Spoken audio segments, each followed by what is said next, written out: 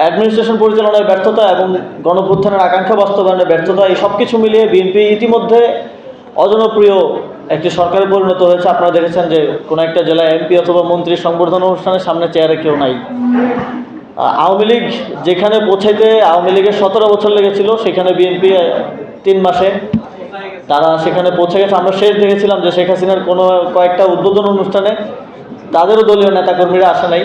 তো তাদেরকে আমরা তখন কথা বলতে শুনেছি যে তারা টাকা দিছে কিন্তু নেতাকর্মী নিয়ে আসে নাই তাদের নেতারা। তো একই অবস্থায় বিএনপি চলে গেছে। তো আমরা একটা জিনিস দেখেছি যে জুলাই গণঅভ্যুত্থানে অনেকে বলে নেপালের সাথে আমাদেরকে তুলনা করে। তো নেপালে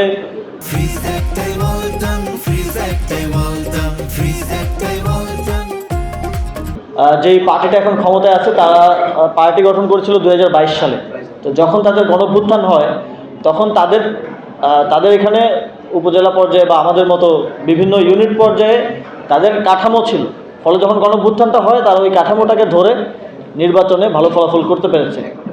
আমাদের তো দল গঠন হয়েছে গণঅভ্যুত্থানের পরে, এবং তারপরেও মাত্র 1 বছরের মধ্যে একটা নির্বাচনে আমরা বাংলাদেশের তৃতীয় রাজনৈতিক শক্তি হিসেবে প্রাতিষ্ঠানিক ভাবে আমাদের জায়গাটা নিশ্চিত করতে পেরেছি, এবং সংসদে আমাদের প্রতিনিধিত্ব এবং ভোটের দিক থেকেও আমরা তৃতীয় রাজনৈতিক দল এখন।